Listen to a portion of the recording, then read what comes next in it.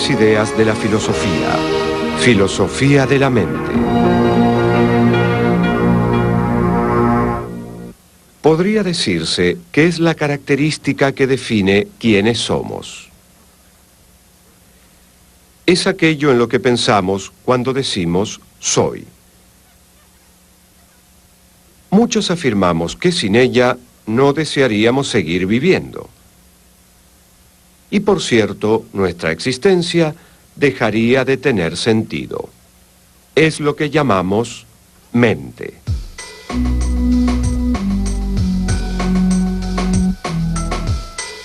De todos los misterios del universo, tal vez el más intrigante sea el que reside en el centro de nuestro propio ser, la mente. Pero, ¿qué es? ¿Una pequeña persona en mi cabeza que piensa por mí? ¿Una linterna que cuando se enciende ilumina brevemente la nada y luego vuelve a apagarse? ¿Es en efecto la realidad en sí misma? ¿De dónde proviene? ¿Por qué existe? ¿Cómo funciona? ¿Y cómo se relaciona con el cuerpo que aparentemente la contiene?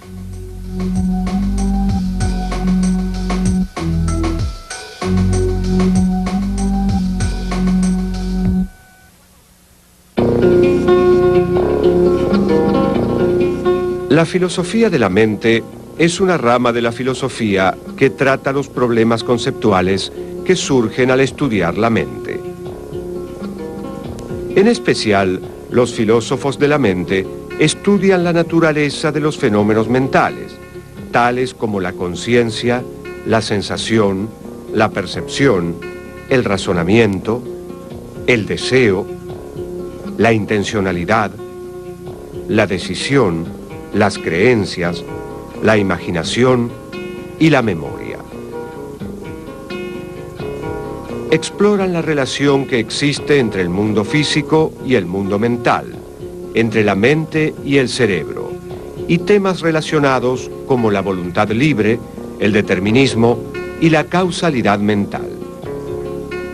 Buscan responder las preguntas básicas sobre la mente, comenzando por su naturaleza esencial.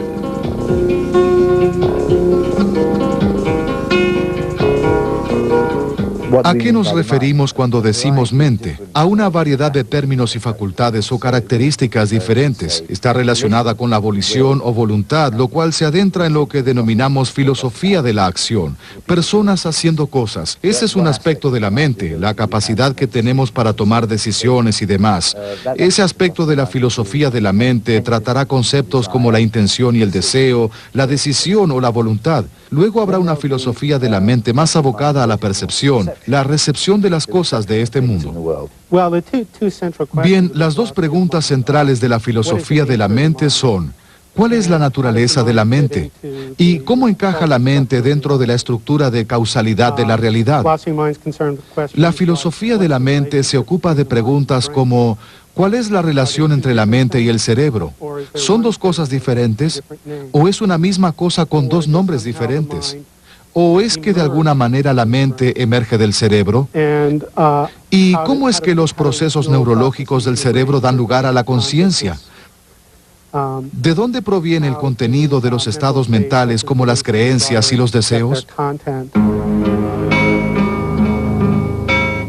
Los orígenes de la filosofía de la mente pueden remontarse al filósofo francés René Descartes, quien se había propuesto el ambicioso objetivo de describir la distinción fundamental entre el alma y el cuerpo humano.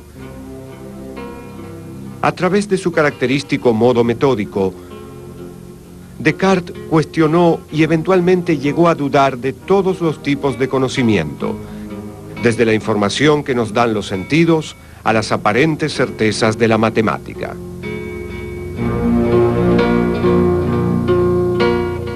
Llegó a preguntarse si era posible dudar de todo, incluso de su propia existencia. Finalmente, arribó a la conclusión de que había algo de lo que no se podía dudar. Cogito ergo sum, que en latín significa pienso, luego existo. Si bien no era posible conocer el mundo exterior con absoluta certeza, los contenidos de nuestra mente garantizaban nuestra existencia. Yo no soy esa reunión de miembros que se llama cuerpo humano. No soy un aire tenue y penetrante difundido por todos estos miembros. Pero, ¿qué soy, pues? Una cosa que piensa. ¿Qué es una cosa que piensa? Es una cosa que duda, que concibe, que afirma, que niega, que quiere, que no quiere, que también imagina y siente. La visión de Descartes sobre la mente o la persona, el ser humano, es que la persona está conformada por dos entidades, el cuerpo y la mente. Y según Descartes, la mente es algo radicalmente distinto al cuerpo. La mente es una sustancia no espacial e inmaterial. El cuerpo, una sustancia física tridimensional. Y según Descartes, se relacionan en la manera en que podemos conocernos. Conocemos sobre nuestra mente por una especie de observación interna de la mecánica de esta cosa. Al considerar el dualismo, se presenta una alternativa obvia. Si el dualismo dice que la mente y el cuerpo son dos cosas muy diferentes, entonces el monismo sostiene que en realidad es una sola cosa. Hoy en día, la forma predominante del monismo es el materialismo. Históricamente hay dos posiciones básicas sobre la relación entre la mente y el cerebro, el dualismo y el materialismo. El dualismo es la visión de Descartes. La mente es una entidad separada del cerebro, de una naturaleza muy diferente. Él pensaba que la diferencia tenía que ver con el hecho de que la mente es una sustancia no espacial, no extensa, y la esencia de la mente es pensante. El cerebro es una sustancia física extensa, con lo cual se trata de dos cosas totalmente diferentes. Él tenía problemas para explicar cómo se relacionan entre sí, cómo interactúan. Esta visión se adapta muy bien a la perspectiva religiosa, ya que permite que la mente exista sin el cerebro, persistiendo así después de la muerte. Descartes era un dualista sustancialista, porque creía que había dos tipos diferentes de sustancias en el mundo: la extensa y la pensante. Para Descartes, yo puedo estar seguro de que pienso, y por lo tanto, de la realidad de mi propia existencia. Pero, ¿cómo puedo llegar a conocer la realidad de las otras mentes? Esto es lo que se denominó el problema de las otras mentes. Llevada al extremo, la certeza de Descartes sobre su propia existencia y su escepticismo sobre el conocimiento del mundo exterior, podría llevarnos a la conclusión de que es imposible conocer algo acerca de las otras mentes, y que en realidad lo único que realmente existe soy yo y mis estados mentales. Esto es lo que se conoce como solipsismo.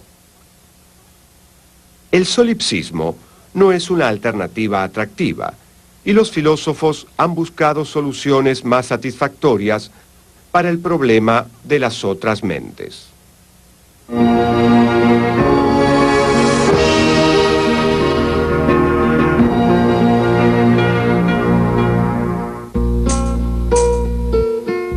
En su prestigiosa obra Investigaciones filosóficas, el filósofo austríaco Ludwig Wittgenstein intentó desentrañar el problema de las otras mentes.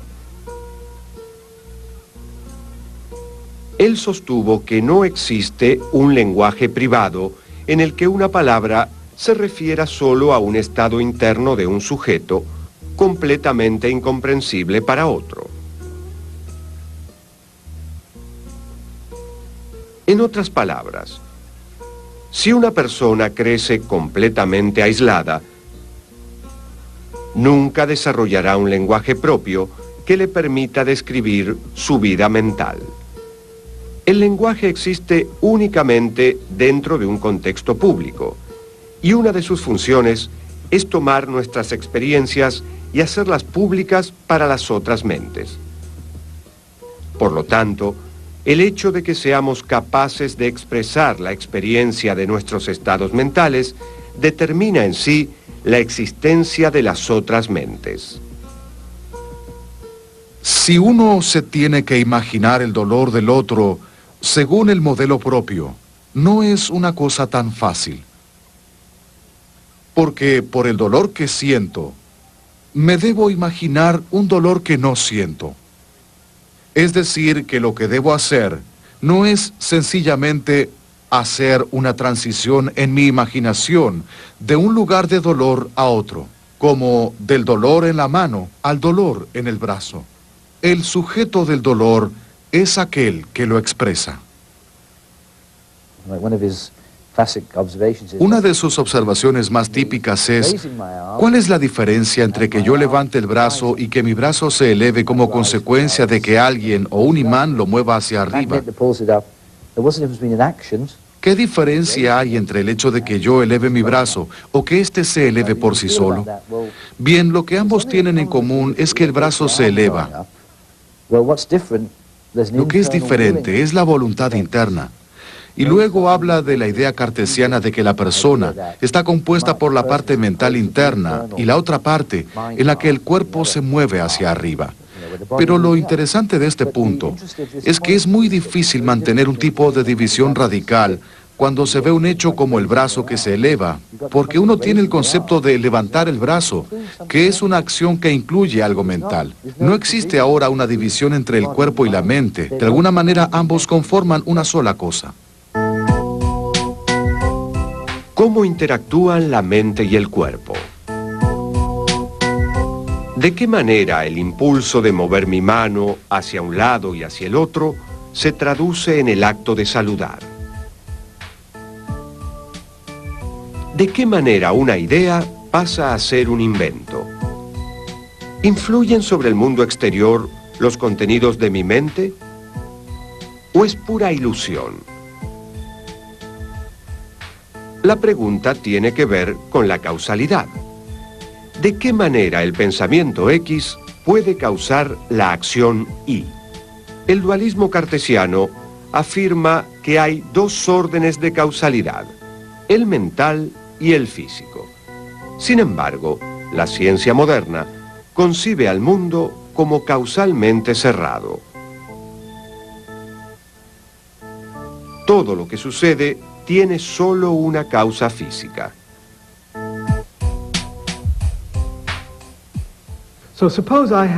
Supongamos que yo tengo la intención de levantar esta botella y lo hago. Parece haber un estado mental, la intención, que hace que la botella se eleve en el aire.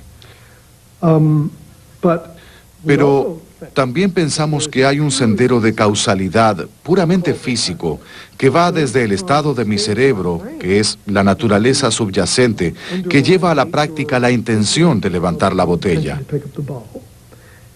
Entonces, la pregunta es si la causalidad física explica por qué la botella se eleva. ¿Queda alguna tarea para que realice la causalidad mental? El paradigma cartesiano de los dos órdenes de causalidad, uno mental y otro físico, plantea problemas importantes sobre la manera en que estos interactúan. Una alternativa para abordar estos problemas es afirmar la existencia de estos dos órdenes, pero negar la posibilidad de que exista alguna interacción entre ellos. Lo mental y lo físico serían dos reinos paralelos que nunca se cruzan.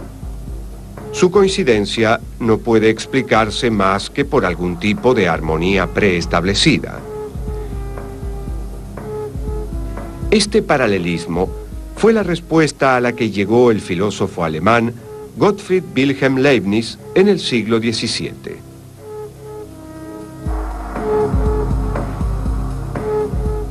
Leibniz consideraba que los comportamientos de lo mental y lo físico estaban perfectamente sincronizados, pero no se relacionaban entre sí causalmente, como si se tratara de dos relojes que dan exactamente la misma hora.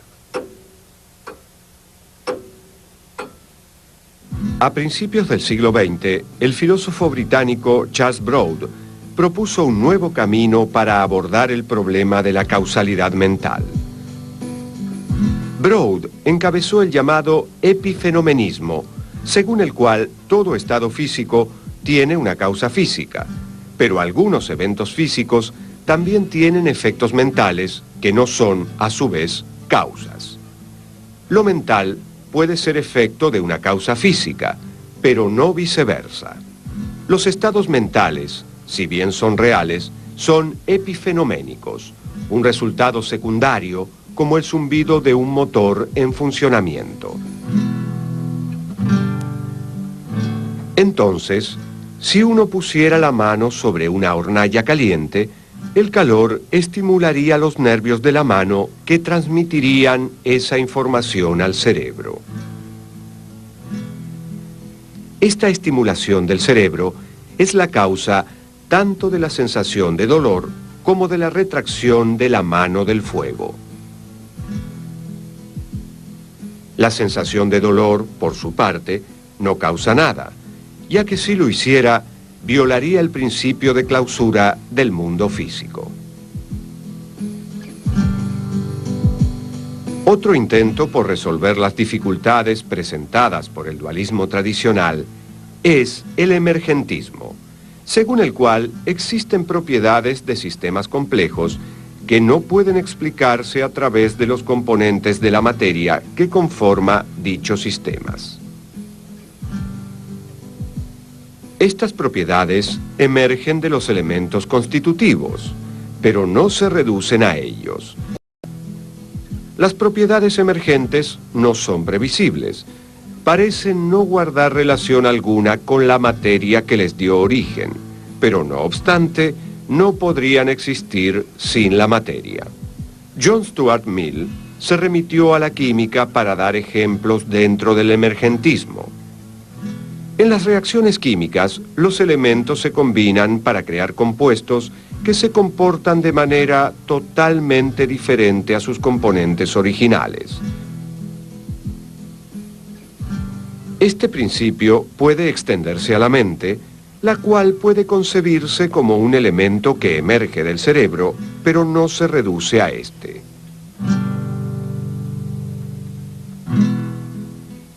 Hoy en día la mayoría de las escuelas son emergentistas. El típico argumento emergentista es afirmar que en realidad no hay dos tipos de objetos diferentes, la mente y el cerebro. Está el cerebro, pero el cerebro tiene algunos estados fundamentales que emergen de estados neurocientíficos, pero que no son en sí estados neurocientíficos, a saber, estados de conciencia y otros tipos de estados mentales. Entonces la mente no es un tipo de objeto especial, sino que los estados mentales son un tipo de estado fundamental, no reducibles de ninguna manera a otro tipo de estados, y emergen de otros tipos de estados del cerebro, los estados neurocientíficos.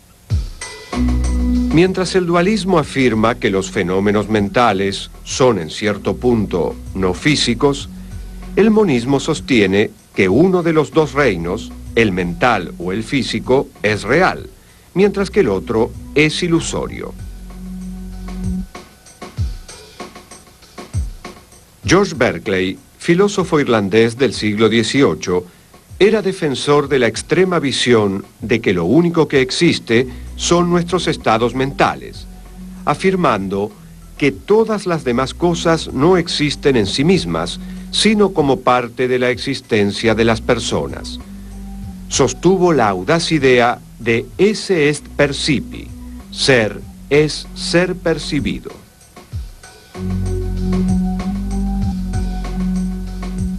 Como Berkeley creía que lo único que existían eran las ideas, su visión se denominó idealismo. Berkeley estaba en lo cierto al anticipar que la mayoría de las personas discreparía con su filosofía. Cuando se le preguntó a Samuel Johnson cómo iba a refutar la teoría de Berkeley de que no es posible probar la existencia de nada, Johnson dio un pequeño puntapié a una piedra y dijo: así es como la refuto. Hablar de la existencia absoluta de las cosas sin relación con su ser percibidas me parece completamente incomprensible, pues no es posible que ellas tengan existencia fuera de las mentes pensantes que las conciben. Hoy en día, la mayoría de los monistas son materialistas o fisicalistas. O sea, creen que lo único que existe es lo físico.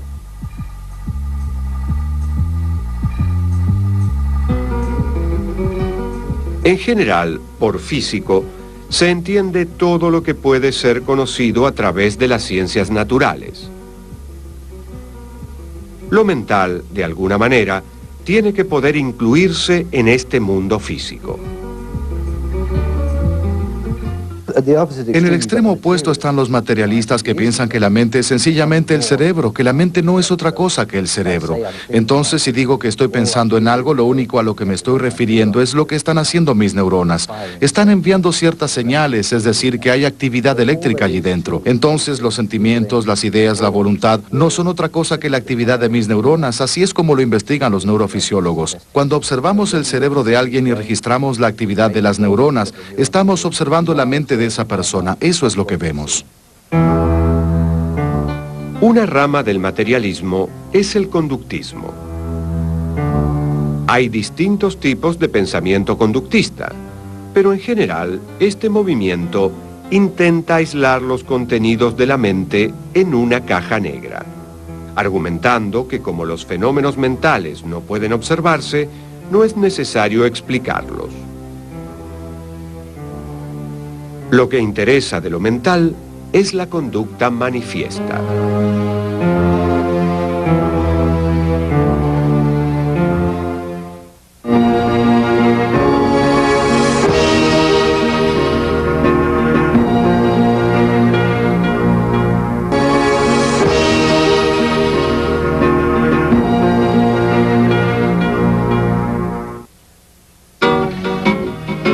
Rudolf Carnap, el filósofo austríaco positivista, adhirió a la teoría conductista, así como Gilbert Ryle, quien sostenía que los estados mentales no son más que una tendencia a hacer las cosas de una manera previsible. El filósofo norteamericano Willard Van Orman Quine propuso una teoría del significado basada en la idea de que a la hora de aprender el lenguaje, todo el conocimiento del que disponemos es la conducta lingüística manifiesta de los demás. Su visión, denominada conductismo lingüístico, fue fundamentalmente fisicalista.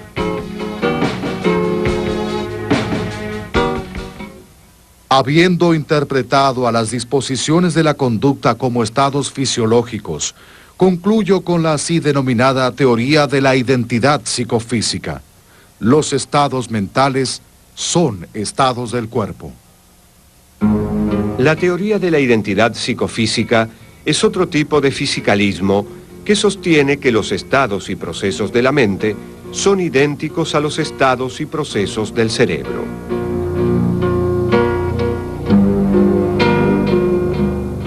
La experiencia de ver volar a un pájaro en el cielo no está meramente relacionada con una actividad neurológica específica, sino que es tal actividad neurológica. Entonces, en tanto su cerebro tenga una estructura similar a la mía, puedo afirmar que usted tiene actividad mental. Una posición fisicalista sostiene firmemente que la mente de los seres humanos no presenta ningún problema, ya que existe lo que se conoce como el argumento de la causa común. Tenemos buenas razones para creer que las bases fisiológicas de su actividad mental, la mía y la de los demás seres humanos, es la misma. Entonces, estaríamos en condiciones de aceptar que los seres humanos somos conscientes más o menos de la misma manera, porque la base de nuestros estados mentales es la misma. pero no tenemos pista alguna de lo que sucede con los seres que no son humanos. Un argumento contra el fisicalismo es que es posible tener un conocimiento físico total sobre otra persona y, sin embargo, no saber en absoluto qué se siente ser esa persona.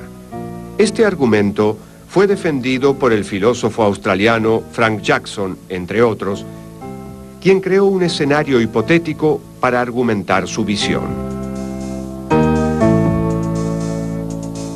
María es una científica brillante que por diversas razones decide investigar el mundo desde un recinto blanco y negro completamente aislado. Como resultado de ello, nunca ha visto otros colores más allá del blanco y del negro. Se especializa en la neurofisiología de la vista y realmente puede dar una descripción completa de lo que sucede en nuestro cerebro cuando vemos tomates rojos maduros o un cielo azul. La pregunta de Jackson, entonces, es la siguiente. ¿Qué sucederá cuando María salga del aislamiento del recinto blanco y negro y vea el mundo en colores por primera vez? Jackson asegura que María desconocía algo sobre el color antes de abandonar el recinto. María no sabía cómo es ver un cielo azul. Jackson sostiene que dichas experiencias subjetivas acerca de cómo es algo, conocidas como qualia, no pueden incluirse en la descripción física de María y, por lo tanto, la explicación que da el fisicalismo es incompleta.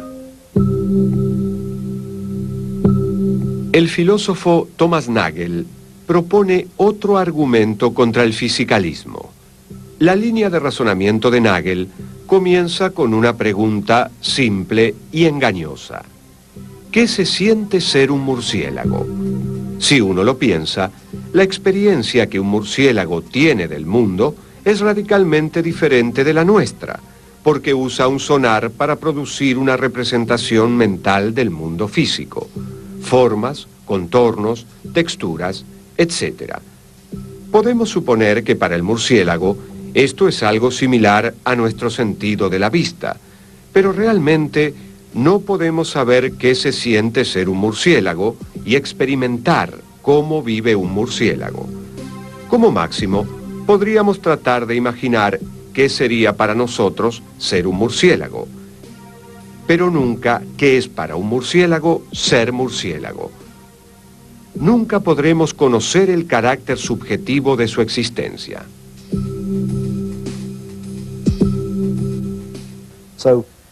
Entonces, así se explica qué es la conciencia para el murciélago. Y también existe qué se siente ser un ser humano o qué se siente ser un perro.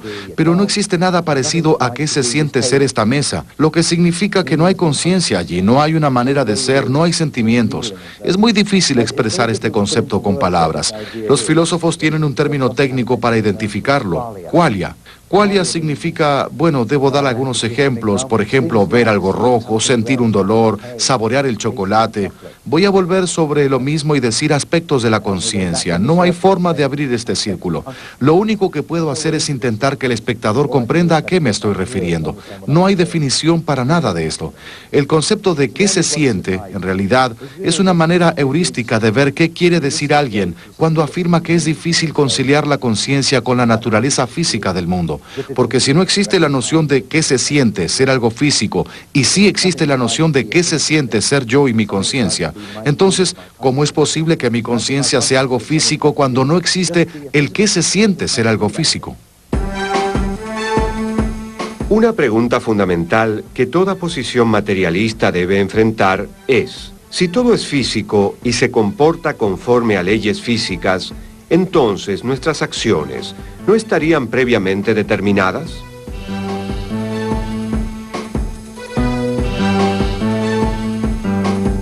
En otras palabras, ¿acaso esto no significa que no tenemos voluntad libre? Si vemos el comportamiento de otros como causalmente determinado por factores externos a ellos, entonces ¿Cómo es posible hacer que alguien sea responsable de sus acciones? Cualquier tipo de determinismo atenta contra la libertad de la voluntad y por lo tanto elimina la idea de responsabilidad moral. Ninguna teoría que deje la conciencia de lado puede pretender ser una teoría de la mente, y no es posible hacer un análisis de la conciencia en términos no mentales. Consecuentemente, ninguna reducción materialista de lo mental puede tener éxito. Este problema promovió la formulación de teorías materialistas que incluyeran la voluntad libre. Donald Davidson, filósofo norteamericano del siglo XX, propuso lo que denominó monismo anómalo, que sostenía que lo mental no se reduce a lo físico, pero que la diferencia entre ambos no es más que una diferencia de descripciones.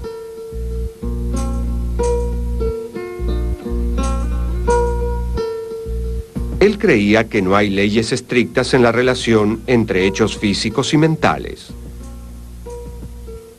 Los hechos mentales son anómalos porque no pueden ser explicados o anticipados por el análisis científico.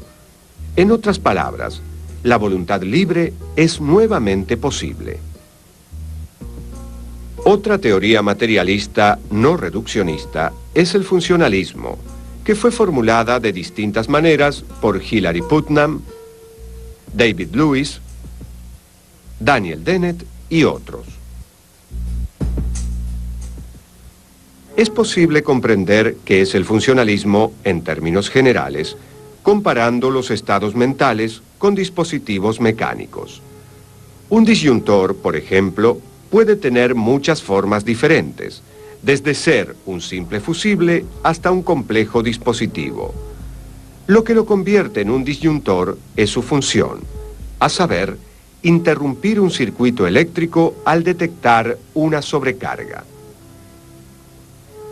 La mente, al igual que el disyuntor, debe ser comprendida en función de otras cosas. La mente incorpora información sensorial y ejecuta acciones. A diferencia del conductismo, que preserva la actividad mental dentro de una caja negra, el funcionalismo reconoce la existencia de relaciones causales entre los estados mentales.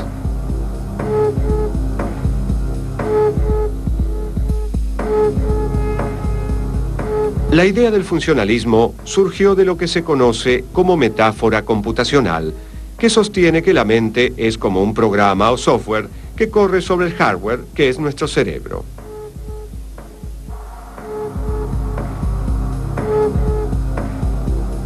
Así como se puede estudiar el software de una máquina sin conocer para nada la implementación física sobre la cual está funcionando, también se pueden estudiar de la misma manera los estados mentales de un individuo sin conocer para nada su biología. De hecho, la teoría funcionalista sostiene que los estados mentales no son algo exclusivo del cerebro. Al menos en teoría, cualquier máquina lo suficientemente compleja es capaz de tener vida mental propia. Tener una mente no es tener un tipo de objeto especial. En realidad, tener una mente es tener ciertas capacidades o habilidades, como la capacidad de pensar o la capacidad de sentir. Entonces la pregunta es, ¿cómo es que el cerebro da origen a estas capacidades? De acuerdo con un paradigma, la mente es un tipo de computadora. En cambio, el paradigma opuesto, el denominado paradigma conexionista o de red neural, sostiene que la mente, o mejor dicho, la arquitectura computacional de la mente, es una red de nodos interconectados con diversos estados de excitación y diversas conexiones inhibitorias y excitatorias.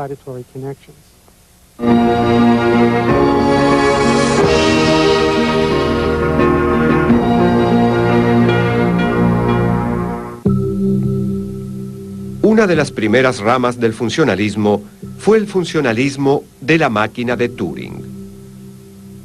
Una máquina de Turing es la representación abstracta del funcionamiento de una computadora. Recibió su nombre en reconocimiento del matemático y lógico inglés Alan Turing, que sostenía que el comportamiento humano puede ser entendido como el funcionamiento de una computadora. Si pensar parece ser en términos generales la manipulación de símbolos, tal vez seamos máquinas de Turing, tal vez seamos computadoras. Entonces es posible que la manera de entender nuestra mente sea pensarla en función de un programa de computación. Si me dieran un problema para resolver de aritmética elemental o de filosofía, cualquier tipo de problema, mi mente atravesará una serie de pasos computacionales que en principio podrían estar programados en una computadora, y entonces tendríamos una teoría completa sobre cómo funciona nuestra mente cuando resuelve problemas. Si teóricamente es posible crear una máquina que piense, la pregunta que surge entonces es, ¿cómo sabemos si lo hemos logrado? ¿Cómo podemos comprobar que esta computadora superinteligente alcanzó el estado de conciencia? Descartes había sostenido que la clave fundamental para detectar la presencia del pensamiento real es la capacidad para responder preguntas. Pues se puede concebir que una máquina esté hecha de tal manera que profiera palabras, pero no que ordene las palabras de diversos modos para responder según el sentido de cuanto en su presencia se diga, como pueden hacer aún los más estúpidos de los hombres. Para determinar si una máquina es consciente o no, Turing propuso una prueba sencilla. La idea del test de Turing es que hay una máquina en una habitación, una persona en otra habitación y una segunda persona, un juez, en una tercera habitación. El juez se comunica tanto con la máquina como con la persona a través de un teletipo, como decía él, o digamos de una computadora. Entonces, en lugar de preguntarnos si la máquina puede pensar, deberíamos preguntarnos si el juez puede diferenciar entre la máquina y la persona. Este es el test de Turing. Resulta claro que las máquinas poseen estados representacionales. Son capaces de acumular datos e incluso pueden incorporarlos autónomamente, como en el caso de los robots equipados con sensores capaces de procesar esa información y actuar en consecuencia. Pero, ¿es ello suficiente para conformar el pensamiento? Si bien los defensores del funcionalismo dirían sí, el filósofo norteamericano John Searle respondería con un rotundo no. Para argumentar su posición, elaboró el experimento de la habitación china. Supongamos que hemos creado una computadora que se comporta como si comprendiera el idioma chino. Es decir, recibe los símbolos chinos y da respuestas coherentes. De hecho, esta computadora funciona de manera tan convincente que pasa el test de Turing sin problema alguno. En otras palabras, parece comprender el idioma chino. Ahora imaginemos que colocamos una persona de habla inglesa dentro de la computadora, en una pequeña habitación donde recibe los símbolos chinos a través de una ranura en la puerta. Toma estos símbolos, los compara con una gran tabla de consulta, que es lo que la computadora hace esencialmente, y luego responde utilizando los símbolos indicados en la tabla. Searle argumenta que esta persona no podría comprender en absoluto lo que está diciendo. Solamente estaría manipulando símbolos sin entender su significado. Searle apunta que es posible manipular el lenguaje de acuerdo con sus características puramente sintácticas, fonológicas u ortográficas, sin entender el significado de lo que se está diciendo. Él considera que las computadoras hacen solamente eso, que lo que las computadoras hacen es esencialmente diferente a lo que hace la mente humana. Y la conversación continúa. Para cada teoría hay un contraejemplo, y en todo sistema hay una premisa que genera controversia. Hoy en día, los filósofos se esfuerzan por responder muchas de las mismas preguntas sobre los fenómenos mentales que habían intrigado a Descartes. Si bien pudo aprenderse mucho sobre la mente, todavía falta mucho por hacer. La filosofía de la mente es un campo de investigación absolutamente dinámico en el que muchas teorías compiten entre sí para llamar la atención.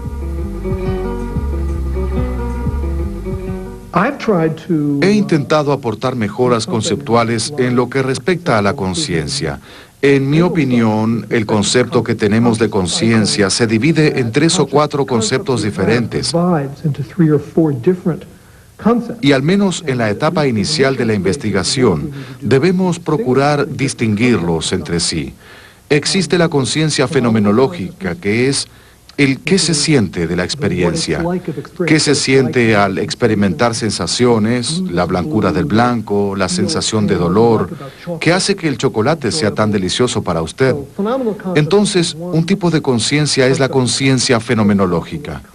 Luego existen tipos cognitivos de conciencia como la conciencia reflexiva, el tipo de conciencia que implica que la mente reflexione sobre un estado de la experiencia.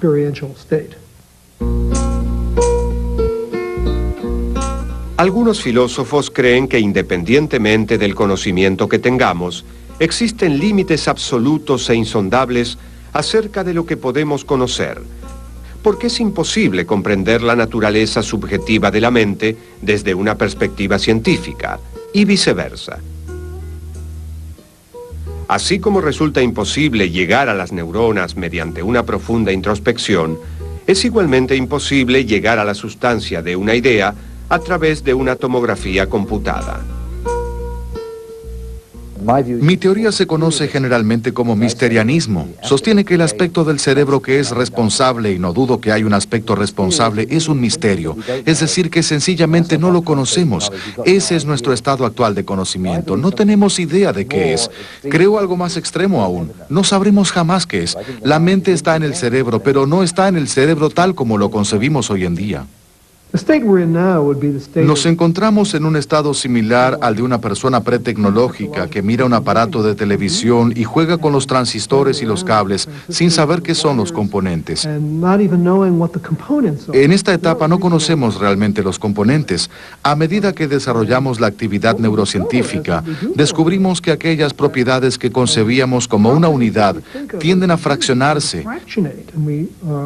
E intentamos encontrar maneras de modificar el concepto que teníamos para que se adapte a los nuevos hallazgos, y allí es donde entran los filósofos. Tal vez habrá una manera totalmente diferente de concebir al cerebro, y cuando el Einstein del cerebro la descubra, podremos comprender cómo funciona. Y no seremos materialistas ni diremos que nuestra mente es simplemente la descarga de las neuronas. Habremos encontrado otros elementos en el cerebro aparte de la actividad de las neuronas, y diremos que la mente es precisamente eso. Dar una explicación coherente sobre el modo en que la mente surge de una compleja trama de neuronas constituye el santo grial de científicos y filósofos. La filosofía de la mente refleja el interior de la persona como si fuera un espejo, posibilitando que las propiedades de la razón, el análisis y la intuición que caracterizan a nuestra actividad mental se vuelvan sobre sí mismas mediante el proceso de introspección sistemática. Desde la inscripción del oráculo de Delfos que dice «Conócete a ti mismo», pasando por Descartes y llegando al límite de la investigación neuropsicológica, reflexionar sobre el pensamiento ha proporcionado terreno fértil para que puedan desarrollarse algunos de los pensadores más brillantes de la historia.